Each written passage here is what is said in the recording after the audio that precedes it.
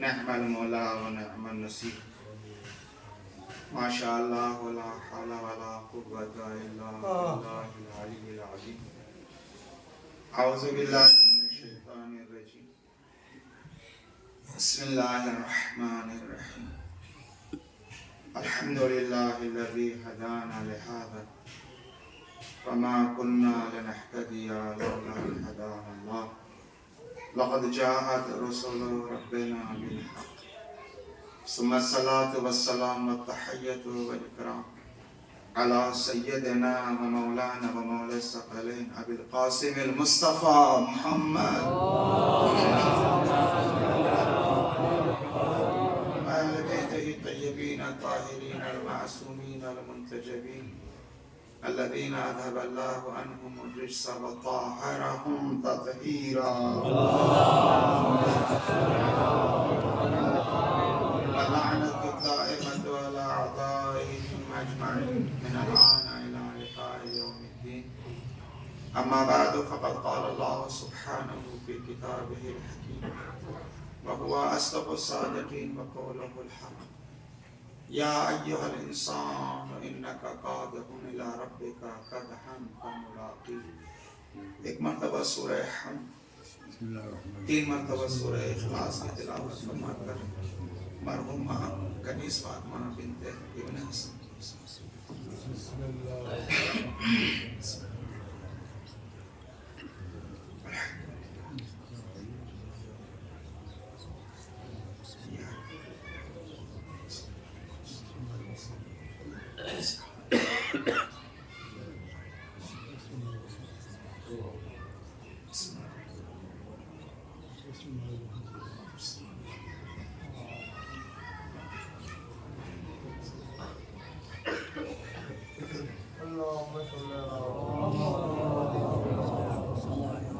بلند آواز سے صلوات بھیجتے ہو آگے تشریف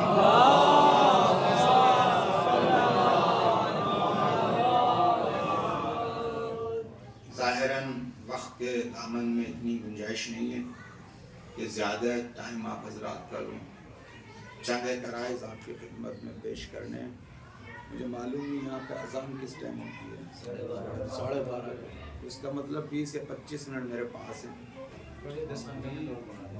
10 منٹ اور بڑھا دیں ایک اور صلوات ہے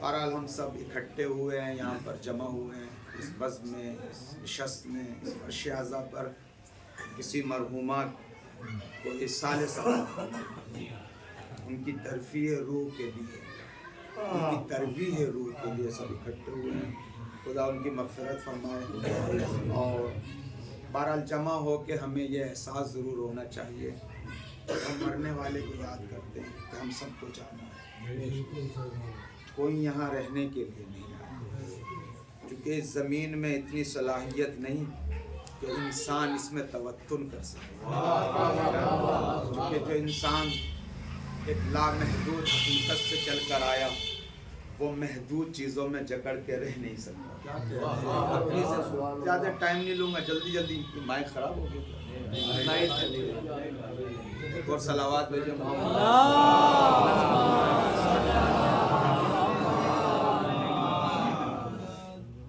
ہمارے یہاں جب کسی کی رحلت ہوتی ہے وفات ہوتی ہے موت ہوتی ہے جب تک وہ لاشا وہ باڈی وہ جسد ہمارے سامنے رہتا ہے تو خوب مل جل کے باتیں کرتے ہیں جانا ہے بھائی سنبھل کے قدم اٹھاؤ مرنا ہے آگے ہی جانا ہے حساب کتاب ہونا ہے فلاں جیسے ہی اس کو خاک کے سپرد کر کے واپس آتے ہیں پھر دنیا داری پھر ادھر کی پھر وہاں یہاں کی ساری باتیں شروع ہو جاتی ہیں جب تک وہ باڈی سامنے ہے بڑے سنبھل کے بولتے ہیں جیسے ہی آنکھوں سے اوجھل ہوئی اپنی باتیں شروع کر لیتے ہیں یہ امر حقیقی ہے یہ حقیقت ایسی ہے جس کو سب کو چکھنا ہے سب کو آئے گی سرکار نہ میں یہاں رہنے کے لیے آیا نہ آپ یہاں رہنے کے لیے لیکن ہم جب فرش اعضا پہ بیٹھتے ہیں کوئی خطیب بیان دیتا ہے کوئی حدیث سنتے ہیں کوئی آیت سنتے ہیں کوئی قصہ سنتے ہیں کوئی داستان سنتے ہیں تب تک ہم یہی کہتے ہیں بے شک لیکن جب قدم اٹھاتے ہیں संभल के अगर उठाएंगे वहां कहना चाहिए बेशक, बोलें संभल के बोलें तब कहना चाहिए बेशक, कानों से सुने संभल के सुने तब कहना चाहिए बेशक। लेकिन ये बेशक की दास्तानें तभी तक हैं जब हम मुकद्दस मकान में रहते हैं, और जब इस मुकद्दस मकान से बाहर चले जाते हैं गुफ्तगू हमारी होती है, गुफ्तगू शुनूद हमारी होती है, दुनियादारी होती है, दुनिया की रंगीनी होती है। हमारे जहनों में कहीं ना कहीं ये आता है कि अभी तक अल्लाह के घर में थे, हुसैन के घर में थे, और इस चार दीवारी से बाहर निकल के ये फला की ज़मीन है, ये फला की धरती है, ये फला की जायदाद है। हम गफलत में हैं, कोई नुक्ता ऐसा नहीं जो अल्लाह की मिल्कियत में ना हो, अल्लाह हाजिर ना हो, अल्लाह नाजिर ना हो, अल्लाह देखता ना हो।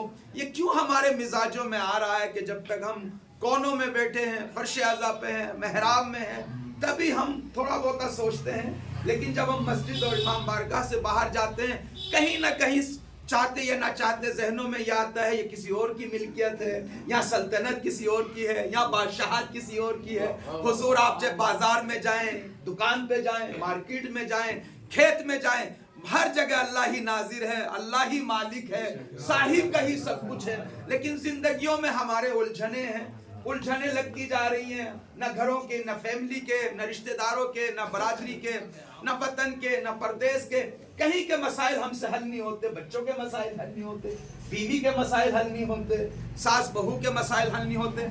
गिरे पे गिरे लगती जा रही है, रोजाना परेशान है, झगड़े हैं, तूफानी हंगामा है, बुराइयां हैं, नफरतें हैं, गीबतें हैं, ले लो, खा लो, मार लो, लूट लो, और ऐसे जी रहे हैं जैसे हमें यही रहना है, ऐसी जिंदगी गुजारनी है, ऐसे लगे हुए हैं, मस्त हैं, मगन हैं। लेकिन इतना मालूम नहीं है, अगर थोड़ा पीछे की तारीख की तरफ जाएं, जब अहमद मुरसल न रहा कौन रहेगा, जब अली मुर्तजा न रहा कौन रहेगा, फातिमा जहरा न रही कौन रहेगा, जिनके सदक़े में मुझे और आपको पैदा किया गया, जब वो ना रहे तो कौन रहेगा। इसका मतलब यह है कि जाना तो सबको है, लेकिन क्या बन के जाना है, क्या लेके जाना है, कहाँ जाना है, ठिकाना कहाँ है। यह मैं पहले अर्ज कर चुका हूँ। इस जमीन में इतनी सलाहियत नहीं कि आप उसको वतन बना सके, इस जमीन में इतनी सलाहियत नहीं कि आपको अपने अंदर जगह दे सके। ये जो शेर हैं, शायरी करके चले जाते हैं शेर, जमीन खा गई आसमां कैसे कैसे, इस जमीन में इतनी सलाहियत नहीं अल्लाह के इस अशरफुल मखलूक को खा सके। जमीन खा नहीं सकती, ये जमीन नहीं, कहीं जाना है, जहाँ अबदी रहना है, हमेशा रहना है इंसान को। जमीन पे तो सवार होने के लिए इंसान आया है, यहाँ से फिर कमाल की तरफ जाए। जमीन में सड़ने के लिए अल्लाह ने नहीं भेजा। जैसे एक किसान चंद दाने जमीन के हवाले गलने और सड़ने के लिए नहीं डालते, न गेहूं का दाना डालते हैं, न ईख की काछी डालते हैं, न किसी चीज को डालते हैं। छोटी सी अक्ल रखने वाला किसान किसी भी दाने को जमीन के हवाले इसलिए नहीं डालता कि वो दाना खाक हो जाए या गल जाए। तो अल्लाह जिसने खालिक आकिल है, खालिक आकिल है, इस इंसान को गलने के लिए नहीं भेजा, आसमान पे परवाज करने के लिए भेजा। सलावत भेजे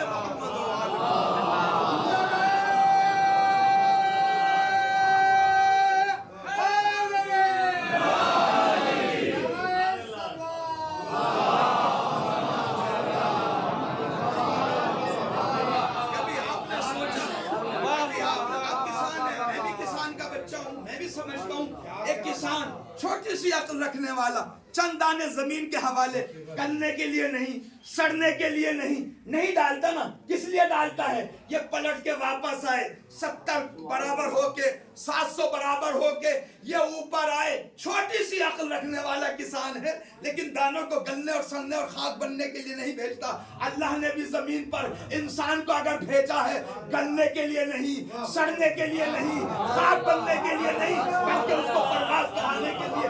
लेकिन इंसान है जमीन पर कीड़े की तरह चल रहा है, पेट के बल चल रहा है। जब तक इंसान अपने आप को इस ख्वाब से ऊपर नहीं लाएगा, यहीं की बातें करेगा, यहीं के सबक सुनाएगा, यहीं के सबक पढ़ेगा, होगा क्या नतीजा? हम ज्योग्राफिया में बट जाएंगे। यहाँ तक मेरी धरती है, उसके बाद आपकी जमीन है, यहाँ तक मेरा गांव है, उसके बाद उसका गांव है, यहाँ तक मेरी प्रॉपर्टी। ये जो डायलॉग्स हैं, جب تک انسان یہ بولتا رہے گا جھگڑے ہوتے رہیں گے، جغرافیہ کا جھگڑا، ڈول کا جھگڑا، دیوار کا جھگڑا، لیکن جب انسان تھوڑا اوپر آئے گا، پرندے کی طرح نیچے دیکھے گا، یہ تو چھوٹی سی مخلوق ہے، یہ تو چھوٹا سا ذرہ ہے، یہ انسان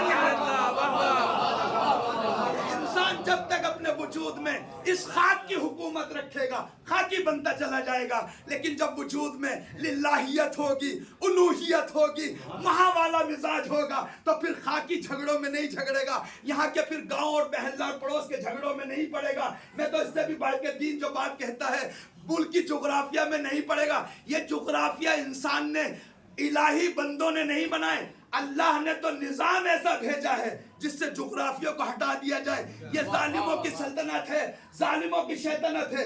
جتنے بھی جغرافیہ بنتے چلے جائیں گے اتنے ہی مہدویت کی حکومت میں رکاوٹیں بڑھتی چلی جائیں گی۔ میرا اور آپ کا نظریہ، میری اور آپ کیا ہے، میں اس ٹاپک کو بالکل نہیں پڑھنا چاہتا، لیکن آپ حضرات سے یہ کہنا چاہتا ہوں، اپنے بچوں کی تربیت کرنے کے لیے، اپنے جوانوں کی تربیت کرنے کے لیے، اپنی قوم کو اوپر لانے کے لیے مہدویت کا نظام برقرار کریں۔ اور دیکھیے ہم بھائی کو برداشت نہیں کر رہے، چچا بھتیجے کو برداشت نہیں کر رہا، پڑوسی بہت جھگڑے ہیں، آپ کے گنگیرو میں بھی ہیں، میرے حسین پور میں بھی ہیں، روزانہ ایک لپڑے کھڑے ہیں۔ لیکن یہ کس کا مطلب کیا ہے؟ اس کا مطلب یہ ہے کہ ہماری زندگیوں میں گرہیں لگتی جا رہی ہیں، سلجھا نہیں پا رہے ہیں، سب سے ایک دوسرے سے جھگڑا ہے، وہ اس کو برداشت نہیں کر پا رہا، بھائی کو۔ اب تو مزاج ایسا بن گیا، باپ بیٹے کو برداشت نہیں کر پا رہا، بیٹا باپ کو برداشت نہیں کر پا رہا، ایک دوسرے کو بالکل بھی برداشت نہیں کر پا رہے۔ یہ برداشت کیوں نہیں کر پا رہے؟ یہ کیوں ایک دوسرے کو؟ جو انسان گھر والوں کو، پڑوسیوں کو، رشتہ داروں کو برداشت نہ کر پائے، اس کے پاس مہدویت کی آئیڈیالوجی نہیں ہے۔ مہدویت کی آئیڈیالوجی یہ ہے، گھر کو دیکھو، گھر کے پڑوس کو دیکھو، محلے کو دیکھو، پھر آگے بڑھ کے بستی کو دیکھو، بستی کو چھوڑو ملک کو دیکھو، پھر ہم اس مہدویت کی آئیڈیالوجی میں جغرافیہ ملک کا نہیں ہے، اس سے بھی بڑھ کے دیکھو عالم بشریت میں ایک ہی آئیڈیالوجی ایسی ہے جو پوری دنیا پہ حکومت کرنا سکھاتی ہے۔ جب تک آپ ایسا نظام نہیں بنائیں گے کہ میرا اور آپ کا مولا پوری کائنات پہ حکومت کر سکے، تب تک اس کی حکومت میں جینے کا ہمیں اختیار نہیں ہے۔ تو یہ گرہیں کیوں لگتی جا رہی؟ میں اس ٹاپک کو نہیں پڑھنا چاہ رہا ہوں، آپ کے ذہنوں کو آمادہ کرنا چاہتا ہوں۔ یہ گرہیں کیوں لگتی جا رہی ہیں ہماری زندگیوں میں؟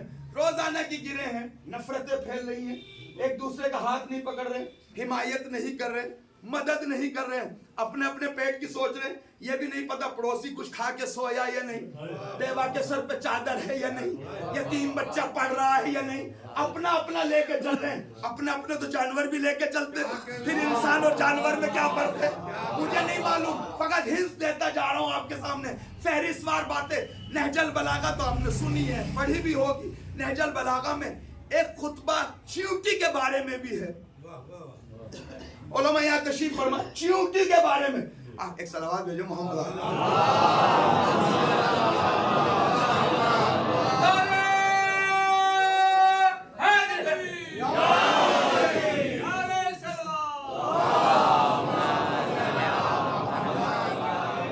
چیونٹی کے بارے میں بھی حضرت نے فرمایا۔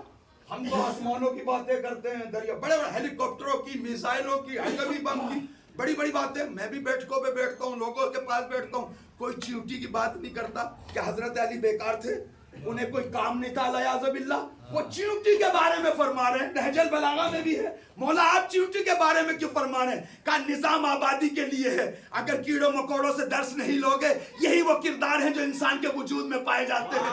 آپ نے چیونٹی کو دیکھا، پیسہ اکٹھا کر رہی ہے، جو بھی کر رہی ہے، اپنا مال چونچ میں اٹھا کے لاتی ہے، منہ میں اٹھا کے لاتی ہے، لا کے اس اپنی جگہ پہ رکھ دیتی ہے۔ تاریخ لکھنے والے، سب جانوروں کو پہچاننے والے کہتے ہیں وہ چیونٹی زندگی بھر اکٹھا کرتی ہے لیکن اکٹھا ہوئے میں سے کھاتی نہیں ہے، وہ ادھر ادھر گھومتی رہتی ہے، سب سڑ جائے لیکن دوسرے کو نہیں دیتی، خود بھی نہیں کھاتی۔ اگر معاشرے میں انسان کا کریکٹر بھی ایسا ہو تو اس کا وجود چیونٹی سے بڑھ کے نہیں۔ اور اسلام اس آئیڈیالوجی کو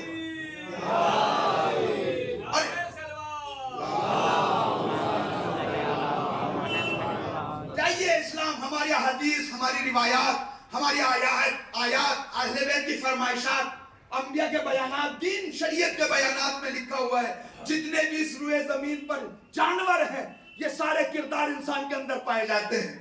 بس انسان کی قیمتوں کو اگر تلاش کرنا ہے تو اس کے کردار کو دیکھتے چلے جاؤ. کسی کی قیمت چیوٹی جتنی، کسی کی قیمت فلائی جتنی، یہ کردار سے قیمتیں بنتی ہیں انسان کی. لیکن اگر انسان کے اندر للہیت آ جائے، الوہیت ہو جائے، ملکوت آ جائے، پھر یہ خاکی جانوروں والی قیمت نہیں ہے، آسمان کی قیمت لگتی ہے اس کو.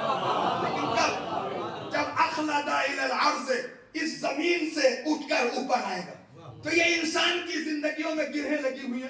موتیں ہمارے سامنے ہو رہی، اصال ثواب ہمارے سامنے ہو رہے، بڑے ہمارے سامنے مر رہے ہیں، جوان ہمارے سامنے مر رہے ہیں، نوجوان ہمارے سامنے مر رہے ہیں، سب مر رہے ہیں. جب تک باڈی سامنے ہے توجہ ہے، فکر کر رہے ہیں. جیسی باڈی آنکھوں سے اوجھل ہوئی اسی میں گرفتار ہو گئے جس میں 4 گھنٹے پہلے گرفتار تھے. اسی دنیا داری، اسی دنیا کی رنگینیاں، ادھر کی باتیں. یہ گرہیں کیسے کھلیں گی؟ اختلاف کب ختم ہوں گے؟ نظام مہدوی کب بنے گا؟ آپس میں کب جڑیں گے؟ حمایت کا جذبہ کب آئے گا؟ محبت کا جذبہ کب آئے گا؟ ایک دوسرے کا ہاتھ کب پکڑیں گے؟ گرہیں لگتی چلے جائیں گی حضور جب تک آپ اس نخ اور دھاگے کے سر تک نہیں پہنچیں گے. جس بات کو عرض کرنا چاہتا ہوں، زیادہ ٹائم نہیں لوں گا، لیکن جو میسج دینا چاہتا ہوں، جس وجہ سے ہماری زندگیوں میں نہ قرار ہے، نہ اطمینان ہے، نہ نیند ہے، نہ سکون ہے، پریشانی ہی پریشانی ہے. اور ان پریشانیوں کو جب ہم اگلتے ہیں گالیوں کی شکل میں، برائیوں کی شکل میں، تڑپانے کی شکل میں، طنز کی شکل میں، یہ سارے ہوتے اس لیے ہیں کہ ہماری زندگیوں میں گرہیں لگی جا رہی ہیں. ہم گرہیں کھولنا چاہتے ہیں لیکن الٹے طریقے سے کھول لیں. کھلنا تو رہی بات الگ، بلکہ الجھتی جا رہی ہے. جب بھی کسی دھاگے کی گرہ کو کھولیں گے اس کے سر تک جانا پڑے گا. اگر سر نہیں ملا گرہیں نہیں کھلیں گی. آپ نے دیکھا ہوگا کھاد کا کٹا جب کھولتے ہیں تو آپ اس کے سر تک پہنچنا چاہتے ہیں، لاکھ کینچی چلاتے رہیں، لاکھ کھینچتے رہیں، ٹوٹ جائے گا، کھلے گا نہیں. ٹوٹ جائے گا، کھلے گا نہیں. جیسے ہی آپ کو سر ملتا ہے آپ کھینچتے ہیں، پورا کھلتا چلا جاتا ہے. اس نظام کائنات میں، ہمارے اصول میں، ہماری زندگیوں میں گرہیں لگی ہوئی ہیں. کھولنا چاہ رہے ہیں، کبھی ادھر بھاگتے ہیں، کبھی ادھر بھاگتے ہیں، کبھی امام باڑے میں آتے ہیں، کبھی مسجد میں جاتے ہیں، کبھی بیٹھک میں جاتے ہیں، لیکن گرہیں کھلتی نہیں بلکہ اٹکتی جا رہی ہے. اس لیے کہ ابھی تک اس دھاگے کا سر نہیں ملا. جس دن سرا مل جائے گا کھلتا چلا جائے گا. نظام کائنات کی اس عالم ہستی کا سر ہے الہیات. خداوند متعال وہاں کے لیے آ کے دیکھیں، ساری گرہیں کھلتی چلی جائیں گی.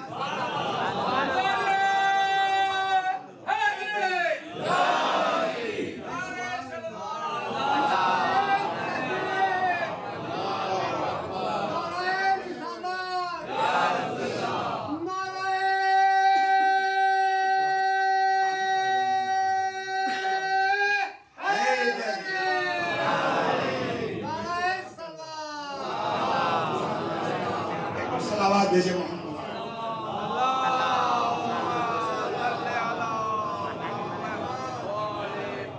ایک اور صلوات بھیجے محمد.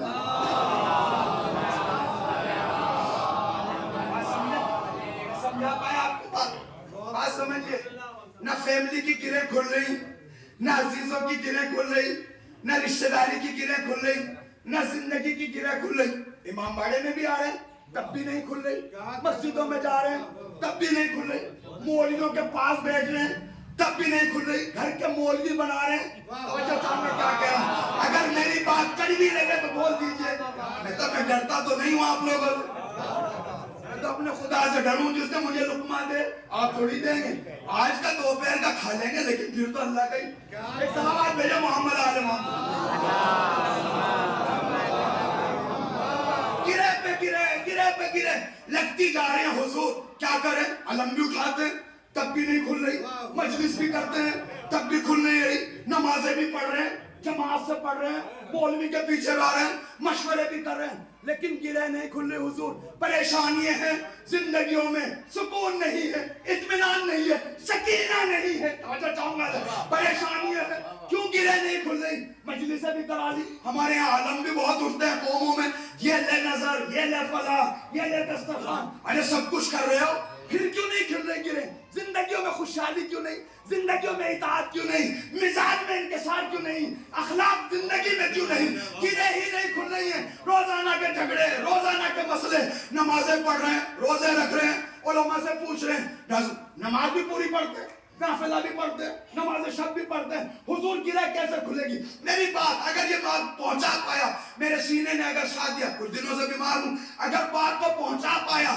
تو محظوظ ہوں گے. اور سمجھئے دین کہاں لے جانا چاہتے ہیں انسان کو، کہاں بلندیوں پہ پہنچانا چاہتے ہیں. نماز پڑھتا ہوں، شریعت پہ عمل کرتا ہوں، زکوٰۃ بھی دیتا ہوں، خمس بھی دیتا ہوں، علم بھی اٹھاتا ہوں، سینہ زنی بھی کرتا ہوں، نوحہ مرثیہ بھی پڑھتا ہوں، مجلس بھی پڑھتا ہوں، لیکن گرہ پھر بھی نہیں کھل رہی. کیوں بھائی؟ شریعت نے تو وعدہ کیا ہے ہم گرہ کھولنے کے لیے آئے. اسلام نے، نماز نے، زکوٰۃ نے، حج نے، فرش اعضاء نے، علم نے، عزاداری نے، سب نے وعدہ کیا ہم گرہ کھولنے کے لیے آئے. تو میں عمل تو کر رہا ہوں، گرہ کیوں نہیں کھل رہی سرکار؟ میری زندگی میں خوشحالی کیوں نہیں؟ میرے مزاج میں اطاعت کا جذبہ کیوں نہیں؟ میرے یہاں خوشحالی کیوں نہیں؟ میرے وجود میں سکون و سکینہ کیوں نہیں ہے؟ اس لیے نہیں ہے میں نماز پڑھتا ضرور ہوں. مولانا اگر قبلہ چھوڑ کے پڑھوں نماز کیسے؟ کا باطل ہے. لباس پہ نجاست لگی ہے مولانا کیسے؟ کا باطل ہے. فلاں نہیں ہے تو کیا ہے؟ کا مولانا باطل. مولانا کہتے جا رہے ہیں باطل ہے. مولانا علم اٹھا رہا ہوں، میں نے ایسے کر دیا، کا صحیح نہیں ہے. پھر ایسے کیجئے، فرش اعضاء بچھاتا ہوں، تبرک بھی بانٹتا ہوں، دے دیں اتارتا ہوں، دے دیں، لیکن پھر بھی نہیں ہو رہا ہے. مولانا کہیں گے اچھا حضور روزہ بھی رکھتا ہوں، ماہ مبارک نزدیک ہے نا، رکھتے ہوں گے نا آپ لوگ روزہ؟ رکھتے ہوں گے. حسن نیت تو یہی کہتی ہے رکھتے ہوں گے.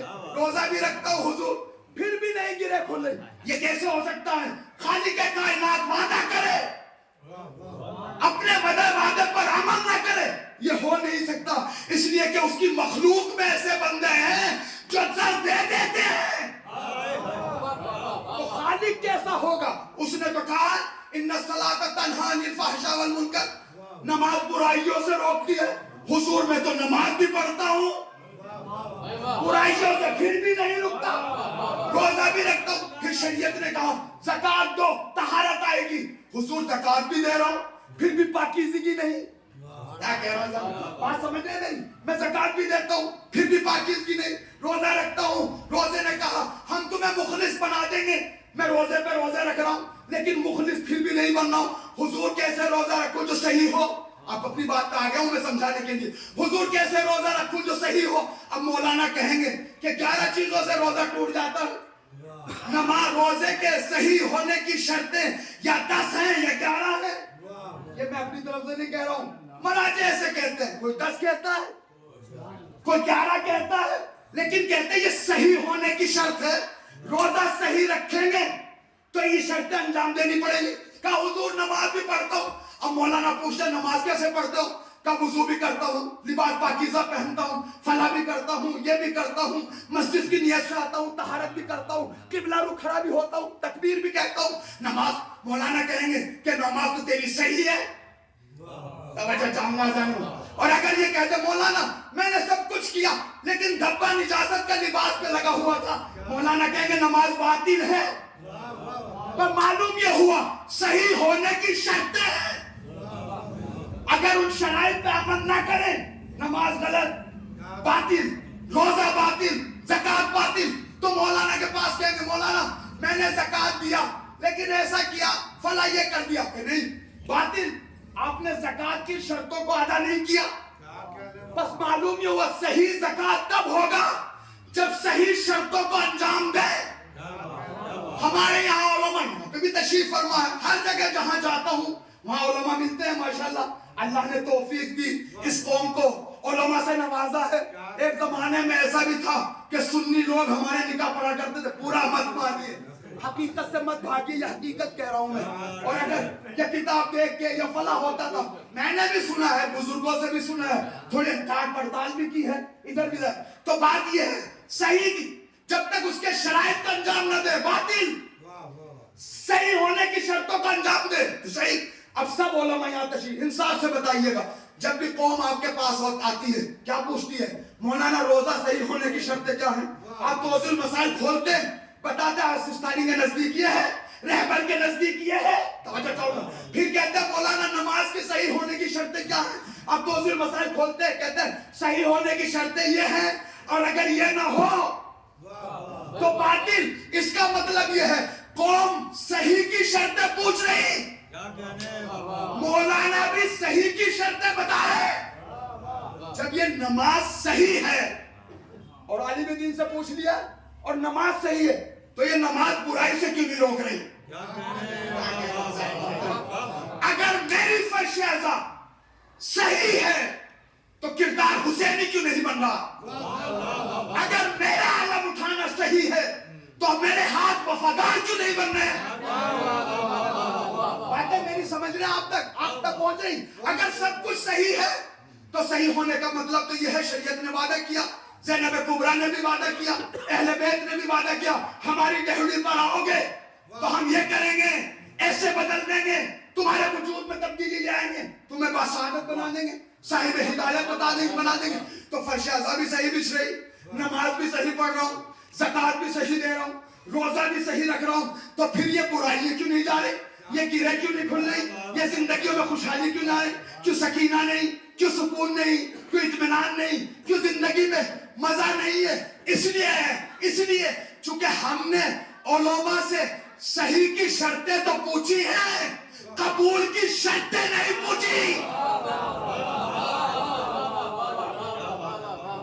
آپ کہنے مولانا یہ کون سی بات ہوئی؟ یہ اگر کوئی بات نہیں تو میری باتوں کو سنیے. تھکے تو نہیں آپ لوگ؟ تو بات سنیے، میری بات کو سنیے. پیغمبر اسلام نے فرمایا، صلوات بھیجے محمد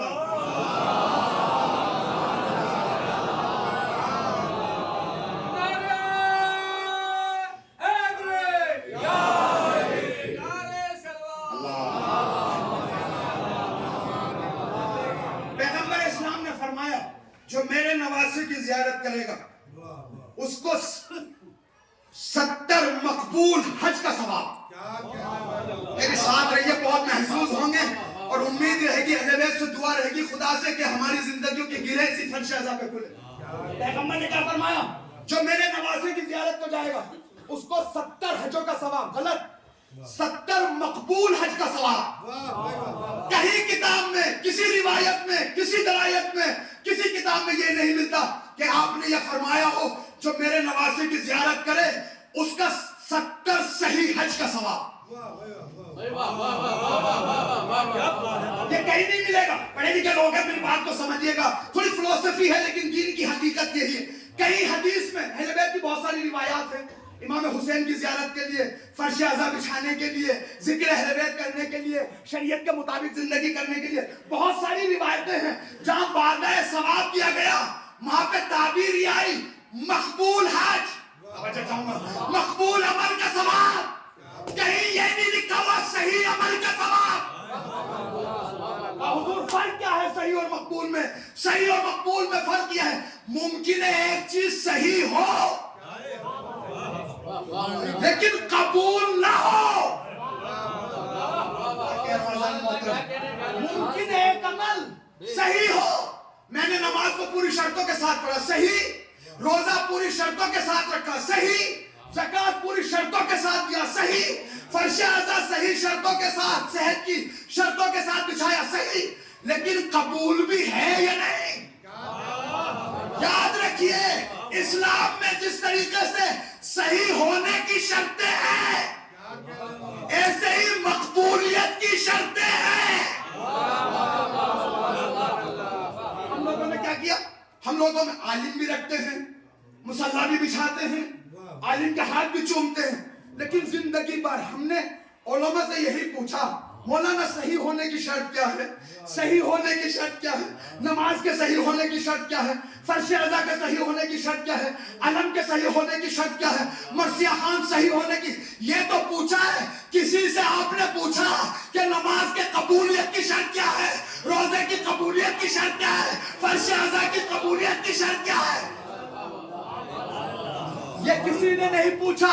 اس لیے نہیں پوچھا چونکہ صحیح شرطوں کو انجام دینا آسان.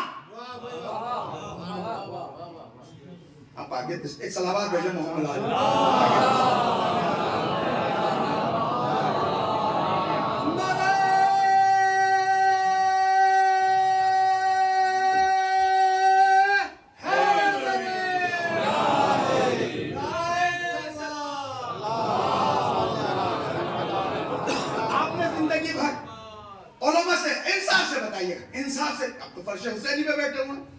شہزادی ہیں, پاکیزہ ہستیاں ہیں, ملائکہ ہیں, یہاں تو جھوٹ بولیں گے نہیں.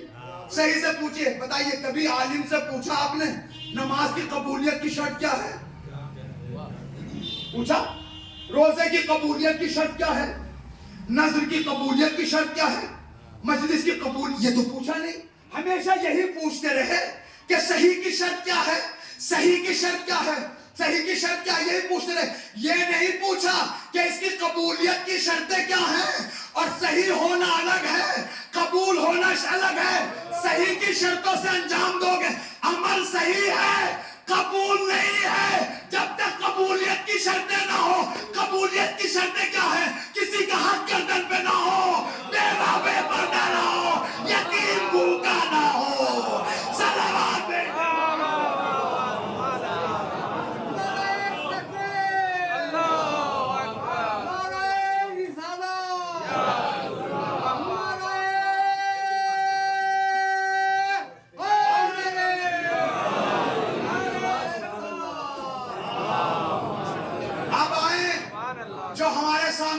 سے لے گئے تھے, چاہے اصول کافی ہو, فروع کافی ہو, تہذیب ہو, جو بھی منابع حدیث ہے اور آیات ہے, کیا فرمایا قرآن نے؟ کس سے قبول ہے؟ اذان ہو رہی تو پھر میں خاموش ہو جاتا ہوں. ایک صلوات بھیجے محمد.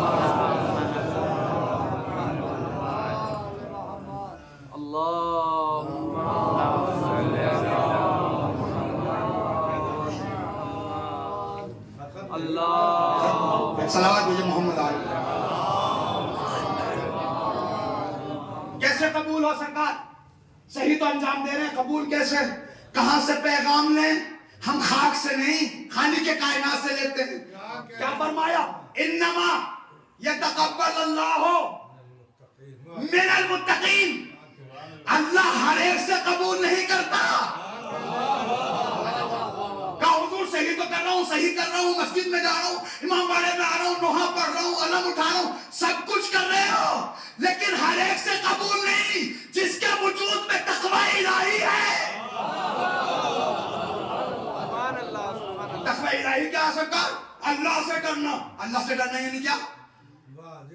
یہ تو معنی کر دیا آپ حضرات نے سنا ہوگا علماء سے, منبر سے, کہیں کتاب میں پڑھ. تقوی کا معنی ہے اللہ سے ڈرنا. کہیں کتاب میں مجھے نہیں دکھا دیں تقوی کا معنی ہے اللہ سے ڈرنا. البتہ ممکن ہے آپ نے کہا مولانا میں کتاب میں دکھا دوں گا, تو میں بھی دکھا دوں گا کتاب میں لکھا ہوا ابو بکر پہلا خلیفہ. آپ مانو گے؟ اس کا مطلب یہ ہے کہ کتاب میں ہر لکھی ہوئی چیز صحیح نہیں ہے, بلکہ عقل کی کسوٹی پہ کسیے, تب سمجھ میں آئے گا یہ صحیح ہے یا غلط. تقوی کا معنی ڈرنا نہیں, وہ معنی لازم ہے. تقوی کا معنی اخذ الوقایا. گنگیرو کے مومنین تو اہل سماعت ہیں, سنا ہے میں نے بہت. آج تھوڑا سا آزماؤں گا آپ لوگوں کو میں. ایک صلوات بھیجے محمد علی محمد. تقوی کا معنی اخذ الوقایا. وقایا کہتے ہیں ڈھال. متقی کہتے ہیں جو صاحب ڈھال ہو. حضور ڈھال کا معنی کیا ہے؟ صاحب ڈھال. قرآن کی 2 آیتوں نے مل کے تقوی کا معنی بیان کیا. جو چاہتا ہے قرآن میں رجوع کرے, وہ وہاں پر پتہ چلے گا کہ جو انسان, ایک صلوات بھیجے اذان.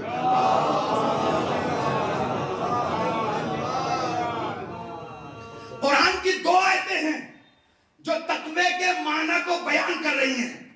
وہ یہ ہے, اگر کوئی اچھائی انجام دے فَمِنَ اللَّهِ, وہ اللہ کی جانب سے ہے, اور جو کوئی برائی انجام دے فَمِن نَفْسِكَ, تمہارے نفس کی طرف سے. یعنی مطلب کیا؟ جب بھی اچھا کام کرو اللہ کی طرف نسبت دو, جب بھی برا کام نسبت انجام دو اپنی نسبت طرف نسبت دو, اس لیے کہ وہ خیر محض ہے, اچھا کرتا ہے. میں برا ہوں, مجھ سے برائی ہوتی ہے. اسے کہتے ہیں کہ تقوی یعنی اللہ کو اچھائی میں ڈھال بناؤ اپنی, یعنی نسبتیں اللہ کی طرف جانی چاہیے.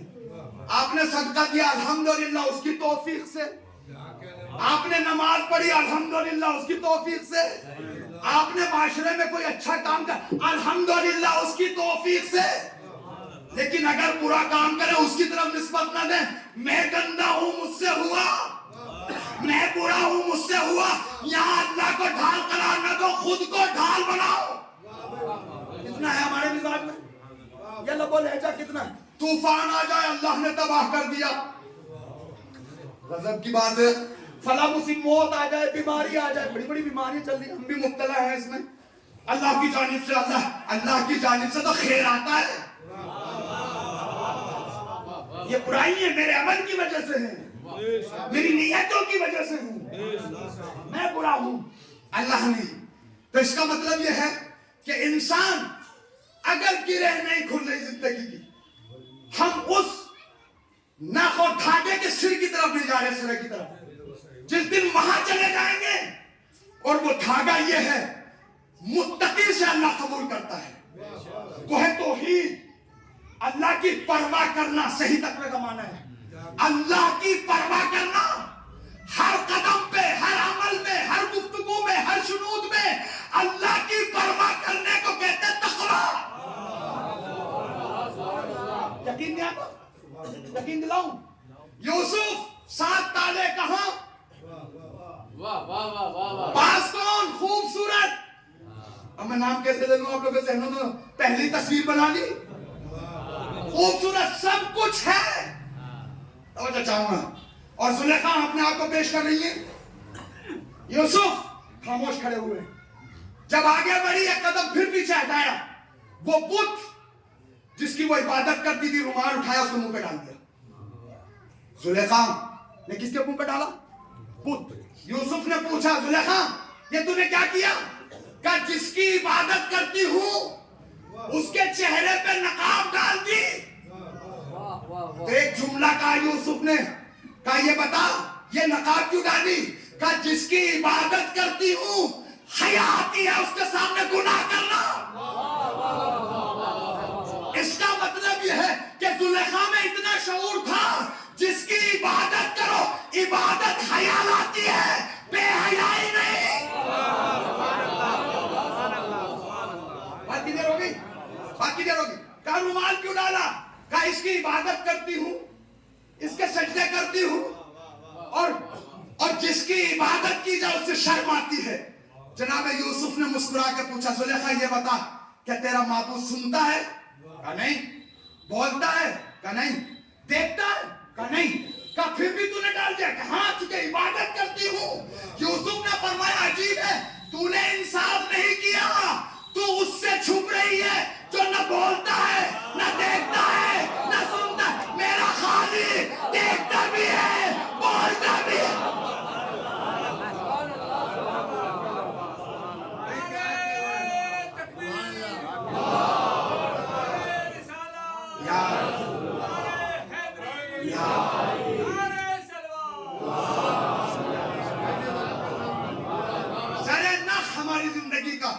اس دھاگے کا سرا وہ ہے توحید، جب تک میری اور آپ کی توحید حل نہیں ہوگی۔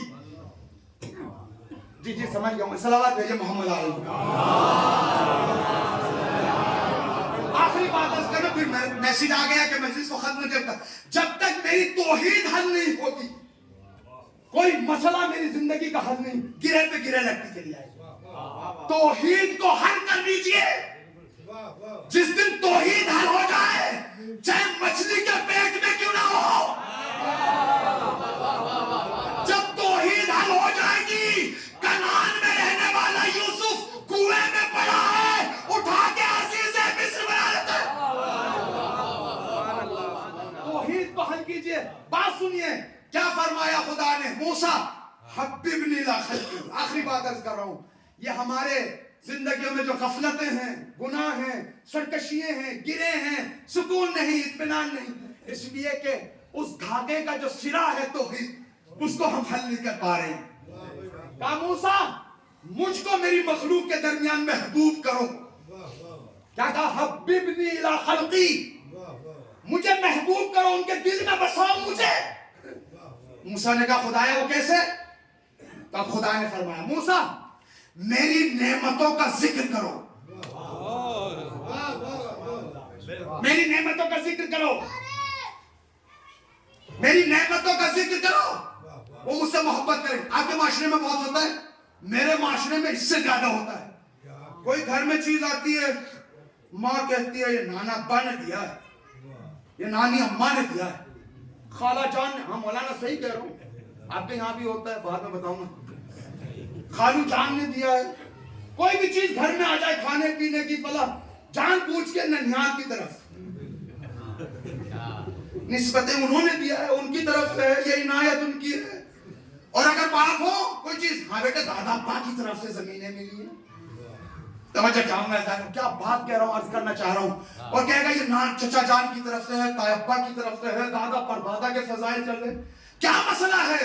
ایک ہی گھر میں ماں کہہ رہی ننیال کی طرف سے، باپ کہہ رہا ننیال، چونکہ دونوں جانتے ہیں فطرت کے اعتبار سے جب بھی بچہ سنے گا یہ نعمت کس کی، اسی طرف محبت کرے گا۔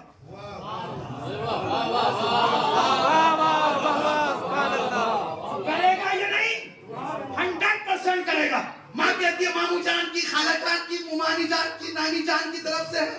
اب بچے کے دل میں اس کی محبتیں آ رہی ہیں، ان کی محبتیں آ رہی ہیں۔ یہ دن رات جو مائیں کان میں پڑھتی رہتی ہے نا، یہ مسئلہ یہی ہے اور کچھ نہیں۔ چاہوں گا اور باپ کو تھوڑا بہت بیچارے کو ٹائم مل جاتا، وہ بھی کہنے لگتا دادا ابا کی طرف سے۔ یہ کر کیا رہے ہیں؟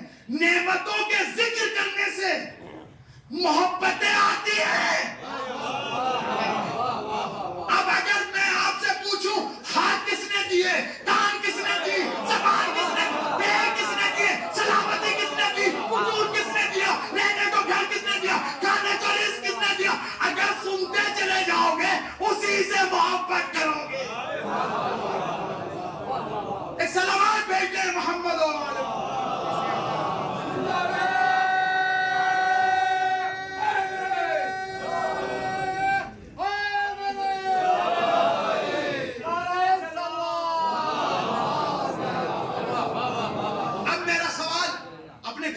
شیئر ضرور کیجئے، کیونکہ آج کل تو خواتین مجلس سنتی ہی نہیں ہیں۔ اگر ساتھ بیٹھ جائیں تو ادھر کے ترانے، ادھر کے نغمے، ادھر کی ڈائیلاگ، ادھر کی باتیں، میں اس سے کھل کے نہ پڑھوں تو بہتر ہے۔ بات سنیں، گھروں میں یہ کلیئر ہے بات، ماں کہتی ہے ننیال سے، باپ کہتا ہے گدھیال سے۔ اس سے سمجھ میں یہ آتا ہے کہ دونوں کا ایمان صحیح نہیں، توحید صحیح نہیں، ورنہ ماں کی توحید صحیح ہوتی تو دودھ پلاتے ہوئے یہی کہتی یہ بھی اللہ کی طرف سے سبحان اللہ، وہ بھی اللہ کی طرف سے سبحان اللہ۔ باپ بھی یہی کہتا وہ نظر آتا، بیٹا یہ ٹوفی بھی اللہ کی طرف سے، یہ چاکلیٹ بھی اللہ کی طرف سے، یہ کھانا بھی اللہ کی طرف سے۔ جب بچے کے کان میں صبح سے یہی کہا جائے گا تو وہ کسی کے سامنے ہاتھ نہیں پھیلائے گا، کسی کے سامنے سجدہ نہیں کرے گا۔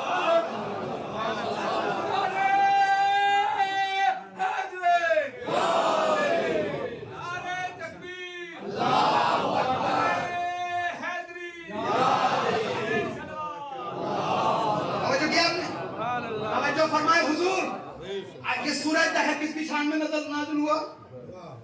بتائیں اہل بیت میں کون کون؟ بتائیے کون کون؟ میں حدیث کسائی کو لے لوں، اصحاب کسا، دیکھ کون رہے تھے؟ فاطمہ، دیکھ کون رہے تھے؟ علی۔ یہ چھوٹے چھوٹے بچے کیا کر رہے تھے؟ جائیے پڑھیے تفسیر کو، علماء سے پوچھئے، چھوٹے بچے بھی ڈہڑی تک آتے تھے اور ماں یہی کہتی نظر آتی تھی اللہ نے دیا ہے اس کے فقیروں کو دے رہے ہیں، اللہ نے دیا اس کے فقیروں، اللہ نے دیا ہے۔ اگر چھوٹے سے بچے کے دل و دماغ میں یہی ڈالا جائے یہ سلامتی اللہ کی طرف سے، یہ دودھ اللہ کی طرف سے، یہ لقمہ اللہ کی طرف سے، یہ گھر اللہ کی طرف سے، زندگی بھر سر تو کٹا دے گا، سر نہیں جھکائے گا۔ اس کے وجود میں توحید ہی توحید چھلکے گی۔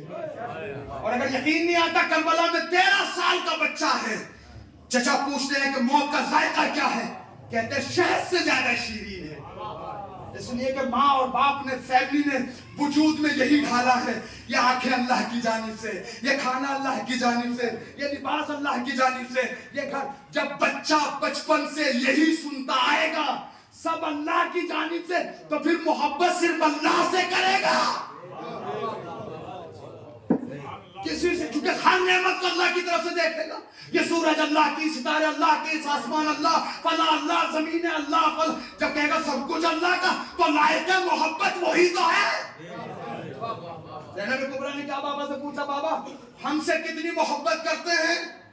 اس سے پہلے کہ علی جواب دیں، مزاج شناس بیٹی نے خود ہی جواب دے دیا کہ بابا میں جانتی ہوں محبت تو صرف آپ اللہ سے کرتے ہو، ہم پر شفقتیں رکھتے ہو.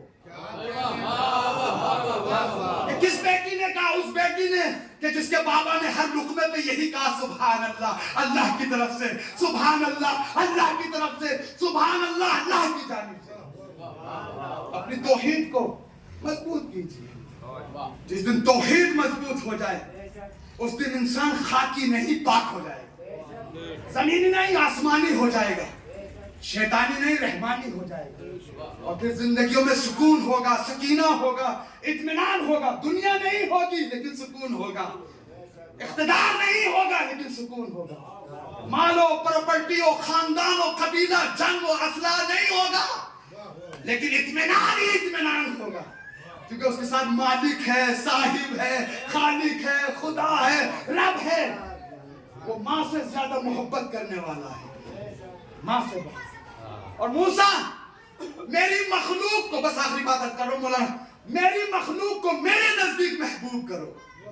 یہ کیسے ہے؟ خدا کہہ رہا موسیٰ سے، اب تک تو کہا کہ مجھے محبوب بناؤ، اب کہہ رہا میری مخلوق کو میرے نزدیک محبوب بناؤ. کہا خدایا وہ کیسے؟ کہا ان کی اچھائیوں کو بیان کیا کرو ہمارے سامنے. کوہ طور پر جب بھی آؤ مومنین اور لوگوں کی اچھائیاں بیان کرو، برائیاں نہیں. اس کا مطلب یہ کہ اچھائیوں کے بیان سے محبت آتی ہے. ہم بیٹھوں میں گھر میں بیٹھ کے ایک دوسرے کی برائی اس لیے کر رہے ہیں تاکہ نفرت بڑھے. اللہ نے کہا اچھائیاں بیان کرو، محبتیں دلوں میں آئیں گی.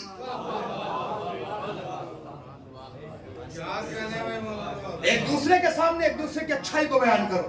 وہ اچھا ہے، ارے جو برائی ہے اس کو چھپا لو. جب وہ چھپا رہا ہے آپ کیوں چھپا رہے ہیں؟ ایک میں نے ٹاپک یہی چھوڑ دیا ہے. اتنا ضرور عرض کروں گا کہ دلوں کی اور زندگیوں کی گرہیں اس لیے نہیں کھل رہی ہیں چونکہ اس گرہوں کے پیچھے جو سرا ہے دھاگے کا اس تک ہم نہیں پہنچتے ہیں. زبان کے ذریعے کب جب کوئی مرتا تو کیا کہتے ہیں؟ جب خبر پہنچتی ہے مرنے کیا کہتے ہیں؟ انا للہ. اگر یہ زندگی میں اتر جائے زبان سے تھوڑا سٹک کے تو دیکھیں، اللہ کی جانب سے آیا، اللہ ہی کے پاس جانا.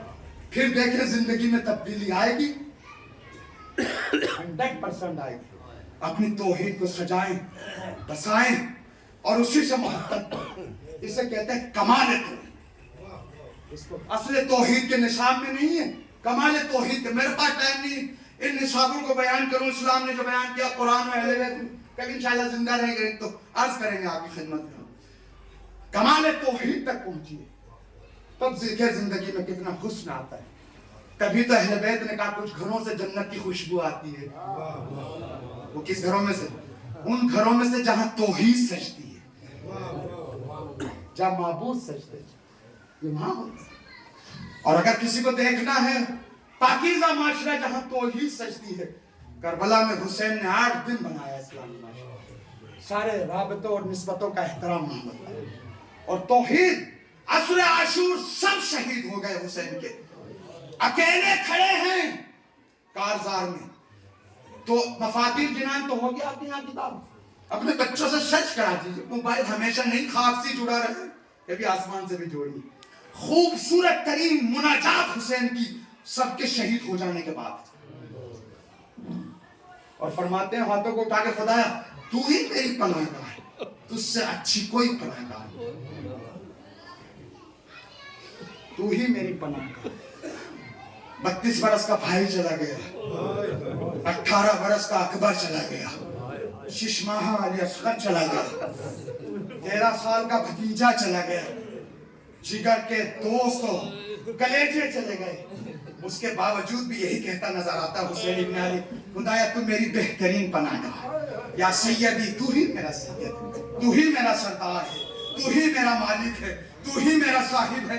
حسین اعلان یہ کر رہے ہیں سب کچھ حسین کے پاس جو کچھ بھی ہے سب اس کا ہے، لہٰذا ہر شہادت کے بعد سجدہ شکر کیا ہے حسین، تاکہ بشریت تک یہ پیغام پہنچ جائے کہ جو بھی امانت اور نعمت ادھر سے ملی میں نے صحیح سے واپس کیا. اور ہم کیسے لٹا رہے ہیں، کیسے خرچ کر رہے ہیں، کیسے اپنی صلاحیتوں کو خرچ کر رہے ہیں. حسین نے ایک بال برابر صلاحیت بھی دنیا کے لیے خرچ نہیں کی، اس توحید کے لیے خرچ. عصر عاشور کا نجوہ اور وہ مناجات اگر آپ پڑھیں گے سینہ پھٹ جائے گا. میرے پاس ٹائم نہیں ہے چونکہ بالکل مختصر ٹائم ہے اور تھوڑے سے مسائل مجھے پڑھنے، فرصہ دے لیجیے شہیدہ کو، معصومہ کو فرصہ دے لیجیے. کوئی دن، کوئی شب، کوئی لمحہ ایسا نہیں گزرتا کہ کہیں پہ بیٹے کا ذکر ہو شہزادی نہ پہنچے. کتنی دکھیاری تھی ماں، کتنی دکھیاری تھی. جب سے بیٹے نے کربلا چھوڑی ماں نے مدینہ چھوڑ دیا. جس ماں نے چکیاں پیس پیس کے پالا، صبح عاشور سے عصر عاشور تک وہ گھر ہو جاتے. کیسے مسائل، چونکہ کنیز کی مجلس ہے، کنیز فاطمہ کی مجلس ہے، ایک مومنہ کی شہزادی کے تھوڑے سے مسائل. سوچ تو رہا تھا کربلا کے تھوڑے مسائل پڑھوں، لیکن سمجھ لیجئے اس پر روئیے چونکہ ان کے گھر کے بچوں کو رونے نہیں دیا گیا.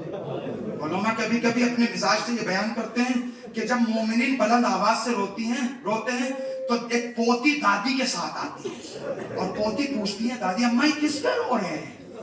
تو دادی کہتی ہے بیٹے تمہارے بابا پہ رو رہے ہیں. تو پوتی پلٹ کے یہی کہتی ہے دادی اماں ان کو کوئی تماچے تو نہیں مار رہا ہے، ان کو کوئی تازیانے تو نہیں مار رہا ہے، ان کے کانوں سے بوندے تو نہیں چھینے جا رہے؟ کہا بیٹا کیوں؟ کہا دادی اماں جب بھی میں اپنے بابا پہ روئی کوئی تازیانے مارتا تھا، کوئی تماچے مارتا تھا. کیا گزرتی ہوگی دادی کے سینے، کیا گزرتی ہوگی. عزیزو کس مصیبت کو بیان کروں. شہزادی کی یہ کیا مصیبت کم تھی کہ در و دیوار کے درمیان پس گئی فاطمہ.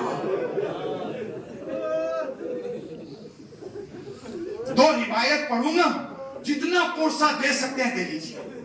وقت کا امام اپنی دادی کا پرسہ لینے آتا ہے، پرسہ دینا چاہتے تو دے لیجیے.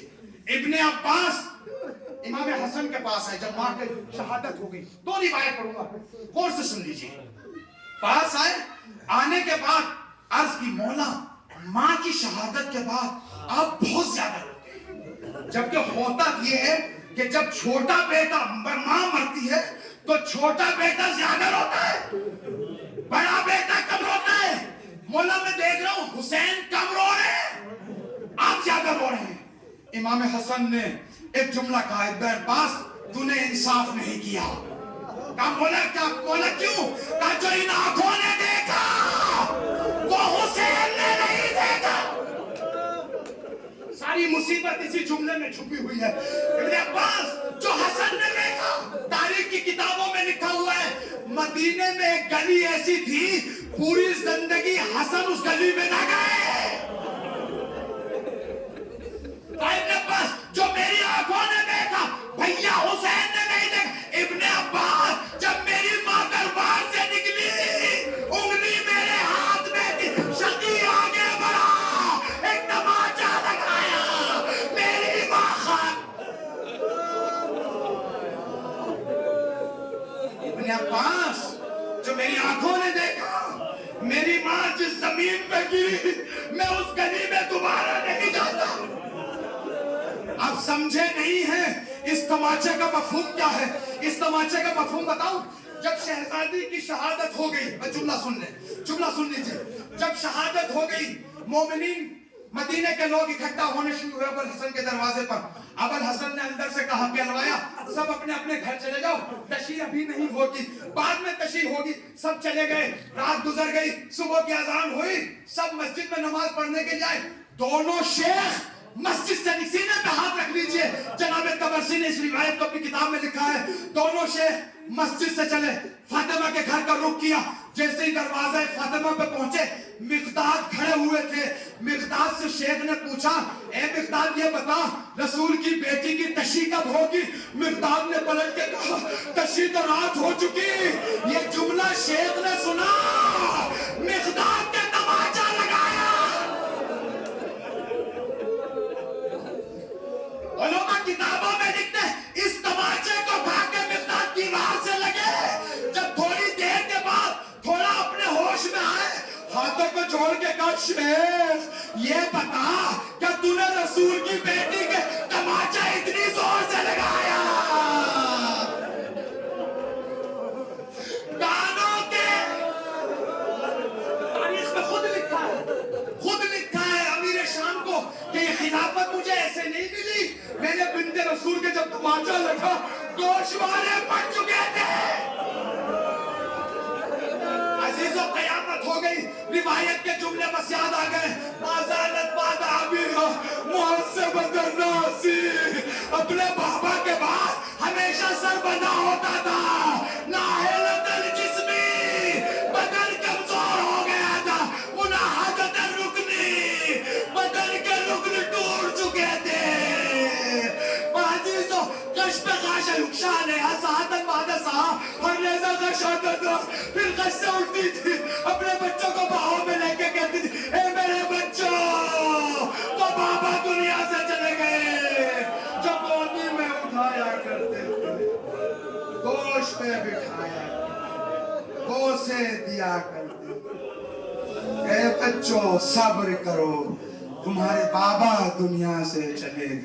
اِنَّا لِلَّهِ وَإِنَّا إِلَيْهِ رَاجِعُونَ. رِضًا بِقَضَائِهِ وَتَسْلِيمًا لِأَمْرِهِ وَسَيَعْلَمُ الَّذِينَ ظَلَمُوا أَيَّ مُنقَلَبٍ يَنقَلِبُونَ. خدایا ان آوازوں پر اپنی رحمتیں نازل فرما جو ہاتھ تیری بارگاہ میں بلند ہیں. ان ہاتھوں پر اپنی رحمتیں, نعمتیں, برکتیں نازل فرما. خدایا ہماری مختصر سی عبادت کو قبول فرما. جس مرحومہ کے اصحال ثواب کے لیے, تربیت روح کے لیے مجلس رکھی, ان کی مغفرت فرما, ان کے گناہوں کو معاف فرما, ان کو جوار اہل بیت میں جگہ عنایت فرما, ان کو اعلیٰ علیین میں جگہ عنایت فرما. ان کے بازماندگان, پسماندگان, اولاد, بھائی, اقربا, عزیز سب کو صبر جمیل عطا فرما. خدایا حاضرین کی مرحومین کی مغفرت فرما, امت اسلامی کی حفاظت فرما, پرچم اسلام کو سربلند فرما, پرچم کفر و نفاق کو سرنگوں فرما. خدایا مستضعفین کی نصرت فرما, ظالموں کو نصف نابود فرما. خدایا فلسطین, حزب اللہ, مجاہدان اسلام کی نصرت فرما. ظالمین اسرائیل, امریکہ کو نصف نابود فرما. خدایا بحق محمد و آل محمد حوزات علمیہ, مزارات مقدسہ, ادبات عالیہ کی حفاظت فرما. علماء اعلام, مراجع اعظام, رہبر معظم انقلاب کا سایہ ہمارے سروں پہ مستدام فرما. ہمارے امام زمانے کے ظہور میں تعجیل فرما. ہم سب کو ان کے اعوان و انصار میں سے شمار فرما. ایک مرتبہ سورہ حمد, 3 مرتبہ سورہ اخلاص کی تلاوت فرما کر مرحومہ کنیز فاطمہ بنت ابن حسن